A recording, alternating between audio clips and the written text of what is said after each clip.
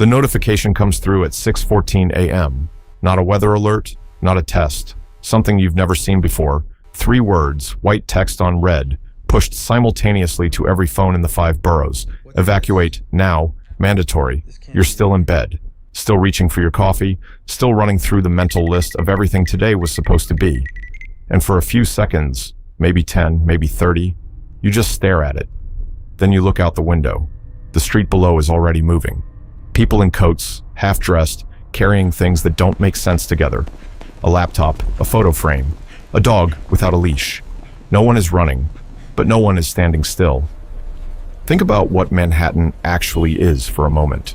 Not the skyline, not the idea of it, the physical reality. An island, 13 miles long, and 2 miles wide at its widest point, surrounded by water on every side. There are 21 bridges connecting it to the outside world, 4 tunnels beneath the rivers, a subway system carrying millions of people every single day. And in a normal evacuation scenario, the kind emergency planners practice for, you need days, sometimes a week, time to move people in waves, time to coordinate transportation, time to make sure the most vulnerable get out first. Manhattan doesn't have days. It has 12 hours, and the city is already full. Not just the people who live here, the ones who were already on their way in when the alert went out, the ones who didn't know yet. At 6:14 a.m. on a Tuesday, Manhattan is mid-exhale. The overnight shift is wrapping up. Delivery trucks are making their first rounds. When the A train is packed with nurses heading home and office workers heading in. Somewhere in Midtown, a hotel kitchen is already running breakfast service for 200 guests. In the outer boroughs, the bridges are filling up. Outbound traffic still light, inbound commuters streaming in from Queens, Brooklyn, New Jersey. 3 million people are already in motion toward the island. Most of them haven't checked their phones yet. The ones who have are reading the alert for the second time, the third time, trying to understand what kind of emergency requires every single person to leave. The city doesn't tell them, not yet.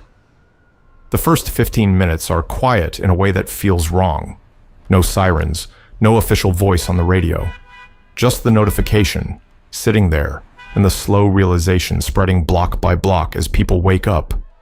You check their phones, step outside, and see their neighbors doing the same thing. Someone posts a screenshot. Within 4 minutes, it's been shared 300,000 times. The mayor's office issues a statement at 6:29 a.m. This is not a drill. A credible threat has been identified. All residents and visitors are instructed to begin immediate evacuation of Manhattan. All bridges and tunnels will remain open for outbound traffic. So add the people who came in for an early meeting or a doctor's appointment and haven't heard anything yet. You're looking at somewhere between 3 and 4 million people who need to leave a 2-mile wide island in 12 hours. That's roughly 330,000 people per hour, every hour, without stopping. New York's evacuation zones were designed with hurricanes in mind. Zone A, Zone B, Zone C, staged departures, coordinated movement. None of that works when every zone evacuates simultaneously. There's no staging, there's no coordination, there's just the bridges, the tunnels, the trains, and several million people who all just received the same alert at the same moment. The system was never built for this. Every exit point on Manhattan has a ceiling. The George Washington Bridge carries roughly 300,000 vehicles per day under normal conditions. Today, it will carry outbound traffic only. One direction, maximum throughput. The tunnels, Lincoln, Holland, Queens Midtown, add capacity, but they flood under pressure. Emergency closures happen fast when the volume exceeds safe limits. The subway is being repurposed. No inbound service. All lines running outbound, non-stop. But subway cars can only move so many people per hour, and the stations weren't designed for simultaneous mass departure. Ferries are activated, additional vessels called in from surrounding ports. But the terminals back up within the first 30 minutes. And here's the part that doesn't show up in any plan. The people coming in didn't stop. Commuters crossing from New Jersey at 6:14 a.m. heard the alert while they were already on the bridge. Already past the midpoint, they kept driving, directly into the evacuation. By hour 4, the GWB is at a dead stop. Not slow, not backed up, stopped. A fender bender in the upper level center lane at 8:52 a.m. created a ripple that locked the entire span within 11 minutes. Emergency vehicles can't reach it. The cars behind it stretch back 14 blocks into Manhattan. The Holland Tunnel closes at 9:30 a.m. Water seepage in the ventilation system, a known issue, dormant for years, triggered automatically when air pressure inside the tube spiked beyond safe levels. One tunnel down, one bridge gridlocked. And somewhere in an emergency operations room in Lower Manhattan, a coordinator is looking at a screen showing real-time population density. The number isn't going down fast enough, not nearly fast enough. They do the math again, and the answer is the same as the first time. Now, at the current rate, not everyone is going to make it out in time. The subway does everything it can. For the first 3 hours, it works. Packed trains, express service only. Station agents manually directing flow, keeping platforms from locking up. Then the power flickers on the F line. The surge of simultaneous departures across the entire grid, every train running, every platform at capacity, draws more load than the system was designed to handle in a single direction. A relay station in Queens trips offline.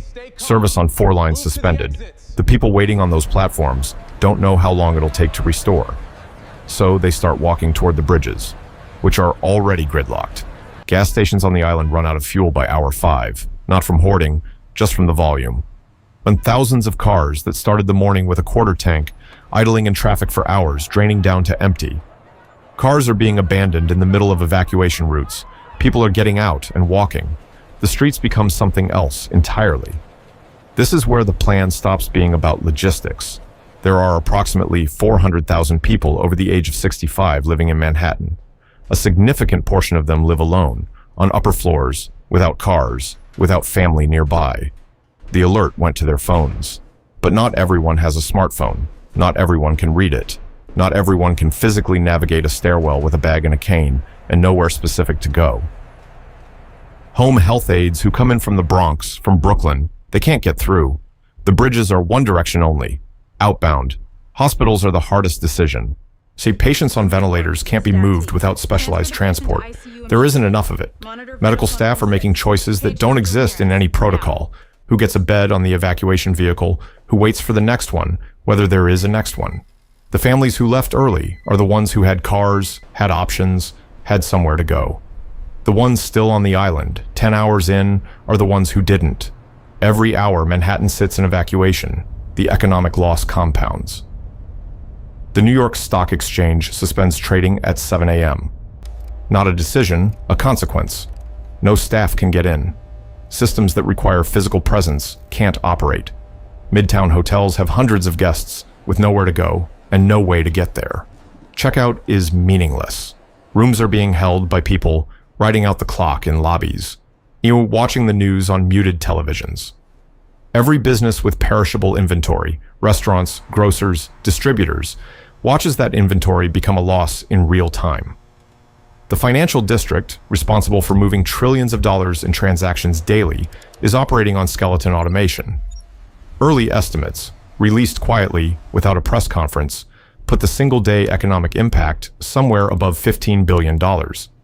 That number assumes the evacuation succeeds. That number assumes the city is accessible again by tomorrow. Neither of those things is certain yet. Hour 11. The streets in Midtown are almost silent. Not empty, almost. You can still see lights on in certain buildings, certain windows where someone decided, for whatever reason, that they weren't leaving. Maybe they couldn't. Maybe they chose not to. See, emergency loudspeakers are doing a final sweep, block by block, working south from 125th Street. The recorded message plays into streets that echo now, streets that don't echo because of the buildings, but because of the absence of people. Somewhere near the East River, a single payphone is ringing. No one answers it. The last ferry leaves Pier 11 at 5:58 p.m. It isn't full. And in the Emergency Operations Center, the coordinator who did the math at hour 4 is doing it again. The number on the screen isn't 0. It was never going to be 0. New York has evacuation plans, real ones, updated ones. But plans built for gradual staged departures don't account for simultaneous citywide movement triggered by a single alert. The gap isn't in the strategy, it's in the infrastructure. The bridges are old. The GWB dates to 1931. Say, widening isn't just expensive, it's structurally complicated on a span that crosses the Hudson. Reversible lane technology exists. Several cities use it during mass evacuations to convert inbound lanes to outbound. Manhattan's Bridge Authority has studied it. It hasn't been implemented. Ferry infrastructure could be significantly expanded. More terminals, pre-positioned vessels, agreements with private operators activated automatically during emergencies. Backup power for subway relay stations would have kept 4 lines running during the critical middle hours. And the communication failure, the alert that told people to leave but not where, not how, not in what order, that's a software problem with a known solution. None of it is built yet. Here's what an evacuation reveals about a city. Not its strength, its assumptions. Manhattan was built on the assumption of constant flow. People in, people out, goods in, goods out, every hour of every day. That movement is the city. It's what makes it function. But flow in one direction, at maximum volume, under pressure and fear. That's something the infrastructure was never designed to handle. And the people who understand the best aren't the engineers or the planners. They're the ones who live on the 14th floor with no car, no family, and a phone that just told them to leave. They've always known, in some quiet part of themselves, that an island only works when the bridges do. When they don't, when the flow stops or reverses or disappears, the island remembers what it is. The bridges reopen the next morning. Traffic flows back in slowly, cautiously, like the city itself isn't sure it's ready. Most people come back. They clean up, file reports, talk about what they grabbed and what they left behind. But some of them stop, for just a second, in the middle of a crossing, looking out at the water, at the skyline, thinking about the hour they didn't make it. If this changed how you see the city you live in, or pass through, leave a comment. And if you want to keep pulling at the systems we all depend on without thinking, subscribe, because the next alert could be for anywhere.